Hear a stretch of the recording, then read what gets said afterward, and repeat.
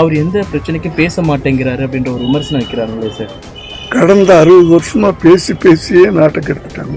இவர் அதை பண்ணணுமா சொல்லுங்க தம்பி? பேசுறது முக்கியமா, செயல்படுறது தானே முக்கியம். செயல்படுறதா இல்லையா வர்ற அப்புறம் எதுக்கு பேசணும்? சும்மா வேணாங்க அதை பேத்துருவோம் இதை பேத்துருவோம் அப்படின்னு சொல்லிட்டு எதுவுமே செய்யாம இருக்கிறத விட செயல்ல காட்டலாம்ல. அதுதானே அதை பண்றது. பாத்தீங்கன்னா ஒரு இத்தனை வருஷம் இத்தனை கட்சிகள், ஒரு உதாரணத்துக்கு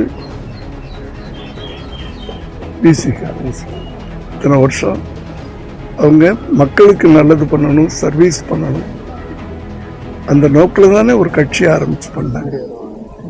அதுக்கு ஒரு அதிகாரம் கொடுத்தாங்களா அவங்க? இதுக்கு முன்னாடி ஆண்டவங்கெல்லாம் ஒரு அதிகாரம் இருந்தால் தானே அதை பண்ண முடியும். ஒரு அதிகார பகிர்வு பண்ணாங்களா? ஒரு வந்த உடனே எல்லாரையும் அரவணைச்சுக்கிட்டு எல்லாரும் நாட்டு மக்களுக்கு பண்றணும்னு ஆசைப்படுறாங்க. அவங்களுக்கெல்லாம் வாய்ப்பு கொடுக்கணும்ல. நம்ம அந்த அதிகாரம் இருந்தால் தானே அந்த வாய்ப்பை பயன்படுத்த முடியும்.